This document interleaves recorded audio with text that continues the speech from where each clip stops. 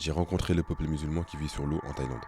Salut, je m'appelle Mams et je suis parti à la rencontre du peuple musulman qui vit depuis 200 ans sur cette île. Il s'avère qu'il s'agit d'un petit village, mais la particularité de ce village est qu'il n'est pas bâti sur la terre. Les maisons tiennent sur des constructions au-dessus de la mer. Dès que j'en ai entendu parler, j'ai directement pris mes affaires pour m'y rendre. C'est quelque chose qu'il fallait que je voie de mes propres yeux. Déjà, on me dit que l'île s'appelle Koh Phangan, et pour s'y rendre, il faut aller à Phang Nga. C'est le village côtier le plus proche de l'île. À partir de là, les bateaux transportent de la marchandise vers le village. Il faut donc négocier avec ces transporteurs pour pouvoir aller sur l'île. Il faut savoir que pour se rendre sur Koh Phangan, il n'y a pas de route, donc impossible d'y aller en voiture, en moto ou autre moyen de transport. Le seul moyen possible, c'est d'y aller en bateau. Donc il faut obligatoirement négocier avec les locaux pour pouvoir y aller. La route, c'est 15 minutes de bateau, c'est super sympa car les paysages sont incroyables et on a l'impression d'être dans un autre monde. Nous, dès qu'on est arrivé sur l'île, un homme d'une quarantaine d'années nous a abordés. Il se présente, il nous dit qu'il s'appelle Haroun. Haroun, c'est un homme. Il vit là avec sa sœur et le mari de sa sœur. Il nous a dit que son activité principale, c'est la pêche, comme la plupart des hommes du village. Et en dehors de ça, il soutient sa sœur dans son commerce en l'aidant à avoir des clients. Quand on arrive, il nous ramène à boire et nous fait visiter l'île. Il nous a brièvement raconté son histoire et celle du village, en nous disant que là-bas, les villageois vivent de la pêche et du commerce. Grâce au tourisme qui s'est développé,